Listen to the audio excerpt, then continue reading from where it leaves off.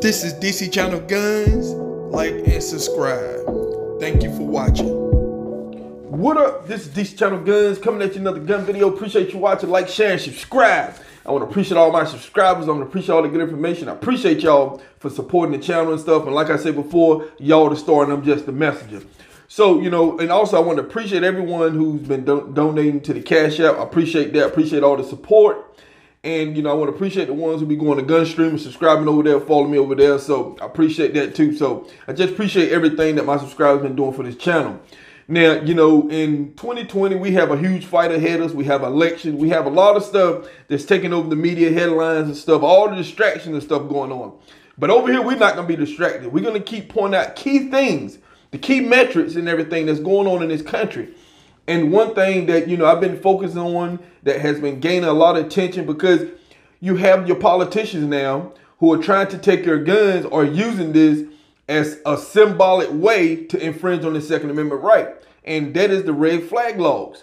And I said at the beginning of the year that, you know, we came in, only a few states had it, 17 states, and it's gaining momentum because it's allowing politicians in all these states to throw some type of law at the dartboard. They just blindly throwing laws at the dartboard. You know, no research, no evidence whatsoever to take your gun. So, you know, here goes a small clip, because in Nebraska, just like many other states, they're proposing laws, red flag laws, and all the other waiting periods and stuff like that. So you got Nebraska with LB 58 and LB 816, which is infringing on gun owners in that state. So, you know, we're going to watch a small clip and give you even more information what's going on in Nebraska when it comes to these two laws that has been posed in that state and everything. So here goes a small clip of that. Spencer, LB 58 was introduced by Senator Adam Moorfield of Lincoln. If passed, it would allow Nebraskans to flag another person as a risk. Then a judge would decide if that person should be prevented from buying a firearm, and that flag could last up to 12 months. People against the bill call it a gun grab and say that it could leave law-abiding Nebraskans defenseless and unarmed. But supporters say it will get guns out of the hands of the wrong people. For example, those who are at risk of harming themselves or someone else. If the bill passes, supporters say it could even help lower suicide numbers in our state. Over 50% of the suicides in the state are gun-related and are males. And so this is actually a suicide prevention law. Many Nebraskans don't see it that way, including Governor Ricketts. The governor wrote about this bill on his weekly column, saying in part, quote, "Nebraska has a long tradition of protecting Second Amendment rights. It's important to be vigilant against legislation attempts to erode them. LB 58 would infringe on your right to bear arms," end quote. Another bill is also aimed at changing gun laws. LB 816 would require a 2-day waiting period after a purchase, and for officials to do a thorough background check that can last up to 5 days. That one will be heard tomorrow afternoon. It's called the Extreme Risk Protection Order, or the Red Flag Bill. Senator Adam Moorfield worked on the bill with Lincoln Police and Sarpy County Sheriffs. To make it so that people that pose significant risk to themselves or others, through a court order, can have their firearms temporarily taken away. The bill allows law enforcement to identify somebody as an extreme risk and temporarily ban them from having access to firearms for up to 12 months. 17 states have similar red flag laws. The NRA says the bill is reckless. NRA spokeswoman Catherine Mortensen says in a statement, quote, "This bill would leave law-abiding Nebraskans defenseless. LB 58 is a straight-up gun grab that would trample on the constitutional rights of Nebraskans and do nothing to make anyone safer." Moorfield says he has never received death threats before. The fact that people are threatening to kill other people only really solidifies the need for this type of legislation for people that are serious, or people that are a significant threat to themselves or others. Senator John McCollister's bill would create a 2-day waiting period after purchasing a handgun, require a purchase certificate for certain types of firearms, and would increase the background check period for up to 5 days. Background checks would also be required at gun shows with 50... So, you seen the clip. You seen the information and stuff when it comes to Nebraska with their two laws that they have being proposed when it comes to the LB 58 and, you know, when it comes to LB 816. Now, when it comes to the red flag laws, I'm talking about these laws are being drafted all over the state by politicians because they're the most easiest to do. I've been saying that for a long time. And, you know, it seems like it's no competition for any pushback when it comes to trying to keep people safe in this country. You know, you have a lot of people, a bulk of people who, you know, welcome some of these laws because they, in their mind, think it's going to keep them safe. But it's not keeping you safe. What they're doing is infringing on gun owners. They're pretty much, these are gun grabber laws, pretty much. Both of these laws and many laws in other states are gun grabbing laws. Now, when it comes to suicide, you know, to think that someone who's going to commit suicide that is going to wait 2 to 3 days for to pass a background check or, you know, to get a form or whatever, it's just ridiculous to me. I'm talking about, we've been hearing this for a while now, and you have your politicians just pushing this out because, you know, I guess it's just a mainstream thing to say. I'm talking about, you know, all across this country that, you know, if you just create some type of waiting period, if you created a 30 or 40, no matter how many days you wait, someone who's going to commit suicide, there's a million ways to commit suicide in this country. And a lot of us already know that. You have people taking overdose. It's all kinds of ways. I'm not going to get into it, get graphic about it, but you know there's a lot of ways somebody could commit suicide. And just waiting 2-3 days is not going to do that. This is not about suicide, people. They are using this. This is the talking point that the gun grabbers use. They're just using this. They're basically infringing on gun owners. This is a gun grabbing method. That's all that is. And you have some of these states, a lot of people don't understand and don't know that I had talked about in a previous video that, you know, with some of these laws, they're putting in some type of protection.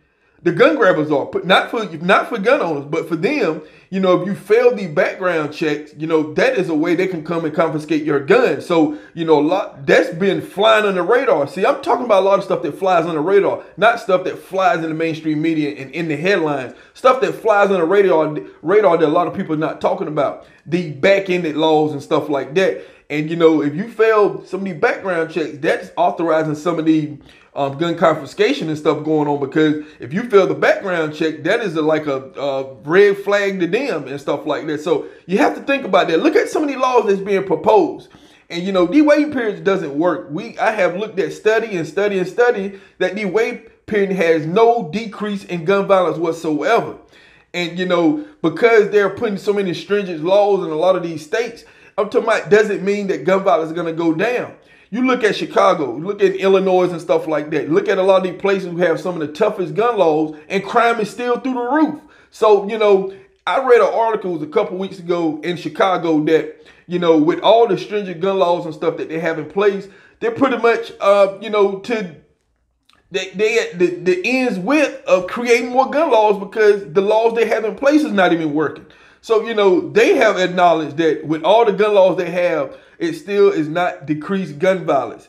And so, you know, that is something big. That's something huge to say. I did an article just recently about, you know, one of Bloomberg's foundation, John Hopkins, said that, you know, the assault weapon bans and stuff do not decrease gun violence. I'm talking about they don't stop gun violence and stuff. It doesn't stop crime.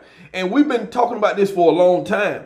And so, you know, you have an opportunity for a lot of these politicians now to create some type of gun grab opportunity, and it's working. But, you know, it's only working to the fact we have to start pushing back. We have to start, you know, doing a lot of stuff, rallying around, you know, the Capitol and stuff like they're doing in Nebraska, you know, going to the hearings, protesting against this stuff. And, you know, I had, you know, listed a lot of comments and stuff on my channel. And, you know, a lot of some of y'all acknowledge that, you know, they don't care about the studies. They don't care about the research when it comes to grabbing your guns and stuff like that.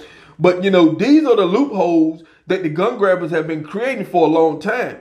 And, you know, also in Nebraska, they're talking about, you know, background check for vendors of 50 or more and stuff like that. Now, you know, when it comes to the gun shows and stuff like that, a lot of gun shows I have don't even have more than 50 vendors and stuff in there. So, you know, to create a law to say if you got 50, you know, vendors or more to have some type of background check, I'm talking about, I don't understand that law, because every gun show I went to, whether they have 12 vendors, 14, 25, 23, they're doing background checks.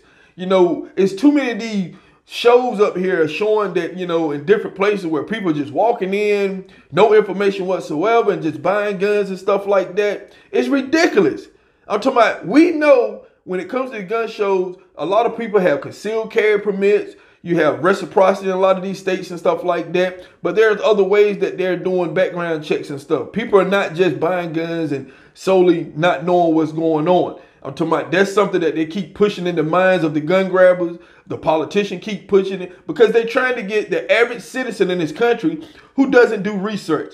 And, you know, when I look at a lot of these polls, they're pretty much similar polls. You know, 70%, every state poll that I had looked at always say, well, if the law didn't pass, like Virginia, or a law didn't pass somewhere, or it was shut down, then they'll come up with this poll where 70% will say that gun laws are not strict enough. I'm sick of seeing that because, you know, when I look at some of the other polls, it's saying that people saying that the gun laws are too strict. You're infringing on gun owners. You're infringing on the citizen in this country. And that is the control that the gun grabbers want. They just want to take control, and they're not keeping you safe. None of these gun laws that I have talked about before. We have gun laws, people. We have so many gun laws on the book.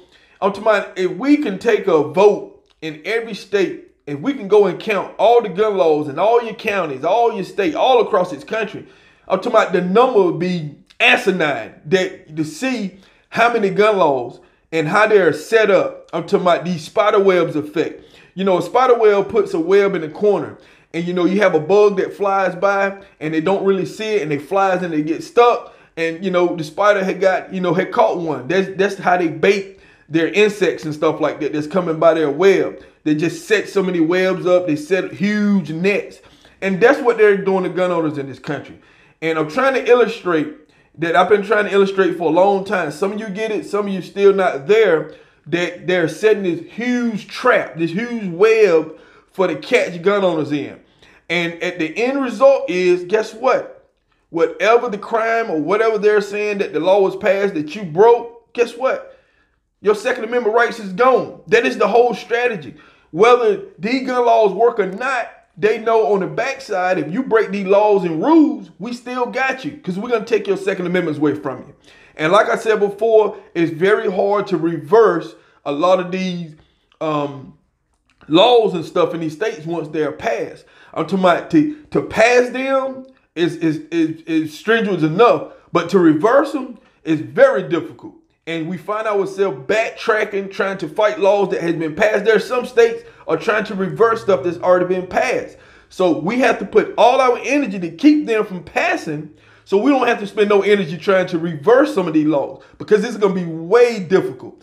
And, you know, once one law is passed, it's like the gun grabbers just jumped 4 steps ahead with another bill. So you see what I'm getting there? Because, you know, when I look at a lot of these states or whatever, soon they pass one bill, they done got 4 foot ahead of us about another bill, and then another one, and then another, just keep coming like, you know, train cars, back to back to back to back. I'm talking about this is what they're doing. This is the game they're doing. So we have to use all our energy as gun owners to keep all these bills up in the light, bring them up to light, even ones that don't look. And I try to pick some bills. I try to find things that's not getting the headlines, because, you know, they know how to put some of these bills to make everybody jump on it. Oh yeah, look at this bill here. But see, the problem is they're letting a lot of stuff fly under the radar. And when I say a lot of these states put up for 25, 30, 40 pages and they just repeat the same law, but they're just adding more stuff to it to catch you. That's all it is. They're picking gun owners off in this country one by one. They've been doing it for a while. There's a lot of states with these red flag laws and stuff, and these laws are pretty much a gun grabber's laws to take your firearms at the end of the day. They're not trying to keep you safe. I know I keep saying that. I know a lot of people keep saying that, but these bills are not keeping you safe. There's no worse than these bills are having a sticker in front of some type of retail saying no firearms allowed beyond this point. And it's like, you know, who's looking at that sticker? Who's looking at what that say on the door? Because people's going to do what they want to do at the end of the day.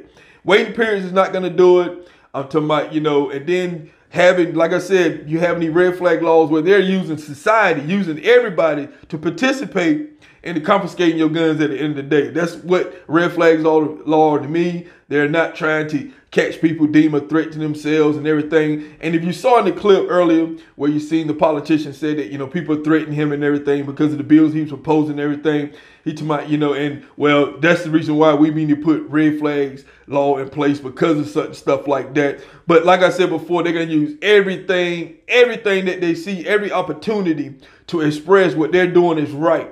And they know at the end of the day that, you know, they're not going to stop what people is going to do. Look at some of the things that we have seen already in this country. I'm talking about, just look at it. I'm talking about, look at other countries with even stricter laws than we have. You cannot stop people from doing crimes. I'm talking about they can commit crimes all kinds of ways. And firearm is not the #1 go-to to do it. If you look at a lot of crime in this country, firearm is not #1. Firearm is just in the headlines. There's a lot of crime that has been committed by vehicles, you know, just different types of blunt objects and stuff like that. If you want to look at death in this country, blunt objects is one of the most sought out weapons and stuff like that to attack someone and stuff like that. But like I said, when you live in a country who, you know, the headline is firearms and stuff like that, this is what you get. So what they do, they highlight every little sector of gun crime in this country, and they make it seem like, you know, this country, we're in a bad shape, when you have other countries who not even using firearms, or using all the objects that has been banned in them countries whatsoever. They're using to attack people every single day. So this is DC Channel Guns, and I'll catch you on the next one. This is DC Channel Guns. Like and subscribe. Thank you for watching.